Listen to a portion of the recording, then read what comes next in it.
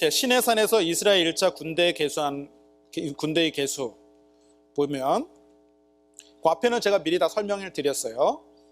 이스라엘 자손이 애굽 땅에서, 제가 읽겠습니다. 이스라엘 자손이 애굽 땅에서 나온 후 제2년 2월 1일에 여호와께서 시내 광야 회막에서 모세에게 일러 가라사대 너희는 이스라엘 자손의 모든 회 중 각 남자의 수를 그들의 가족과 종족을 따라 그 명수대로 계수할지니 이스라엘 중 20세 이상으로 싸움에 나갈 만한 모든 자를 너는 아론과 군대대로 계수하되. 자, 숫자를 세라 그랬는데 그 숫자가 얼마큼이었냐면 46절에 보면은 계수함을 입은 자의 총계가 60만 3,550명이었습니다. 60만 3,550명. 각 지파별로 정확한 숫자가 나옵니다. 그래서 민수기 1장을 읽어보면 각 지파별로 숫자가 정확하게 나와요. 그래서 보통 4만 명에서 5만 명, 6만 명, 7만 명까지. 유다 지파는 가장 많고 7만 명. 그리고 레위 지파는 가장 적어서 2만 명, 2만 2천 명 이 정도 됩니다.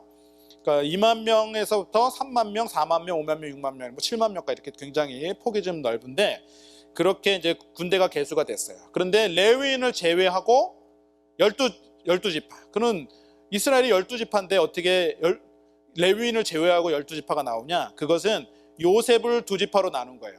요셉은 아들이 둘이 있었어요. 므낫세와 에브라임. 므낫세와 에브라임이 있었는데 에브라임이 장자가 됐죠. 그래서 야곱이 그 안수를 할 때 원래 므낫세가 장자였지만 이 손을 비껴서 이렇게 어긋나게 하면서 에브라임에게 장자의 축복을 줬어요. 그래서 에브라임과 므낫세 이 2지파가 각각 한 지파씩 돼가지고 그 복을 이어받은 거예요. 그래서 므낫세는 원래 요셉 지파로서 물려받은 거고, 그 다음에 그 이제 에브라임이 이제 한 지파를 더 이룬 거죠. 그래서 이렇게 에브라임과 므낫세가 한 지파에서 총 12지파로 이렇게 이루어진 거예요. 레위 지파를 제외하고 그렇게 된 겁니다. 그래서 총 인원수는 60만 3,550명 맞나요? 550명. 3페이지.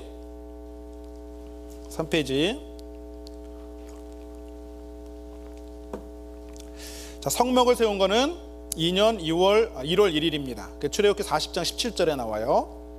장소는 시내 광야예요. 동일한 장소고요. 그 한 달 뒤에 인구를 계수하게 합니다. 그 2월 1일이죠. 그 민수기 1장 1절에 나와요. 같은 시내 광야에서. 자, 그런데 민수기 1장에 그 인구를 계수할 때 60만 3,550명이었는데 민수기 20장, 26장에는 모압 평야에서 인구 계산했을 때 60만 1,730명이었어요. 인구가 거의 변동이 없죠. 전체 인구는 변동이 없어요. 물론 지파별로 더 늘어난 데가 있고 줄어든 데가 있지만 전체 인구는 줄어들지 않았습니다. 그럼 무슨 말이냐? 하나님이 말씀하시기를 20세 이상으로 그 당시 하나님께 범죄했던, 불평불만을 늘어놓고 하나님께 범죄했던 그 이스라엘 백성들 20세 이상으로 가나안 땅에 다 엎드러진다 그랬거든요. 단 여호수아와 갈렙을 제외하고 여호수아와 갈렙만 가나안 땅에 들어가고 나머지는 다 죽습니다. 그러니까 나머지는 다 죽는데 심지어 모세와 아론과 미리암도 다 죽게 됩니다. 모세가 죽는 것은 이 민수기에 기록이 안 돼 있어요. 그 나중에 신명기 34장에 가면 기록이 돼 있거든요. 이제 모세는 나중에 죽어요. 이제 신명기에 모든 걸 다 끝내고서 이제 죽게 되는데 이 민수기에는 기록이 안 돼 있습니다. 어쨌든 여호수아와 갈렙 외에는 가나안 땅에 들어가지 못합니다. 그러면 남자만 60만 명이 광야에서 40년, 그러니까 총 38년 동안 죽어야 되는데 그 38년 동안 죽는다면 하루에 도대체 얼마큼의 사람이 죽는 거냐 계산해 보면 약 85명 정도 나옵니다.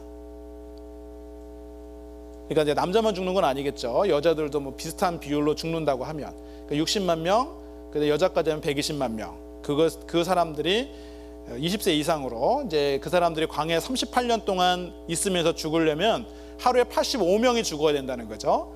그러면 85명이 죽는다면 평균적으로 그러면 그 이스라엘 사람들은 광야 생활하는 동안 날마다 죽는 사람이 생긴 거예요. 그러죠? 그러니까 죽는 것을 날마다 보는 겁니다. 그 날마다 하나님의 말씀이 성취되는 것을 보는 겁니다. 날마다 하나님 말씀이 성취되는 것을 본다는 것은 그들이 하나님과 함께 거한다는 걸 아는 거고요. 하나님 말씀은 반드시 성취된다는 걸 알 수 있는 거고, 또한 성막에 구름과 불로서 인도하셨거든요.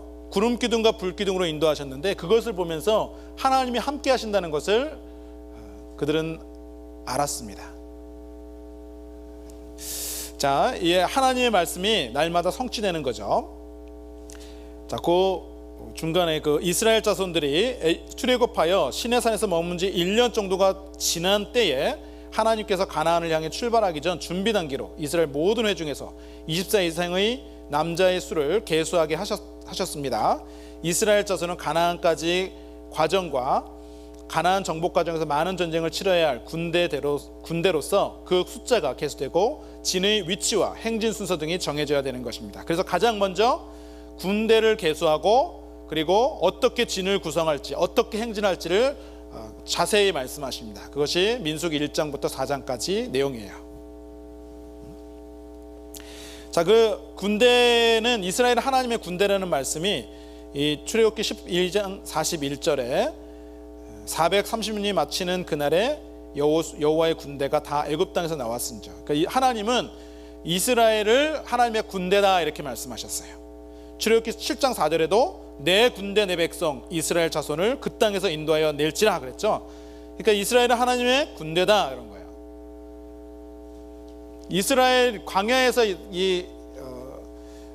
광야 생활하는 이스라엘은 사실은 교회 모양이고, 사도행전 7장에 보면 광야 교회라고 나오잖아요. 그러니까 결국은 그 교회, 그 광야에서 이스라엘이 그 광야 생활하는 것은 바로 교회의 모형이고, 그 광야 교회듯이 신약에 이제 하나님을 중심으로 교회가 움직일 것을 말씀하시는 거예요. 그래서 그리스도인도 군대라고 한 거예요. 그리스도인도 영적 싸움을 하는 군사입니다. 그래서 디모데후서 2장 3절에 내가 그리스도 예수의 좋은 군사로 나와 함께 고난을 받을지니, 중간 부분. 빌립보서 2장 25절에도 그는 나의 형제요 함께 수고하고 함께 군사된 자요. 자, 그리스도인들은 군사입니다. 그리고 이제 신약에 우리는 이제 영적인 전쟁을 하는 군사고요. 그리고 그리스도인들의 전쟁은 뭐가 있냐? 우리는 죄와 싸워야 되고, 그리고 이 세상과 싸워야 되고, 그리고 사단 마귀와 싸워야 되는 겁니다. 그래서 에베소 6장에 보면 우리의 싸움은 혈과 육에 대한 것이 아니요 정사와 권세와 이 세상 어둠의 주관자들과 싸운다 그랬죠. 그러니까 우리는 영적 싸움을 하는 군대다. 이스라엘이 군대라는 것은, 그것은 사실은 이제 예수님으로 말미암아 구원받을 사람들이 하나님의 군대가 되는 것에 대한 모형이다, 이렇게 말씀드릴 수 있는 겁니다.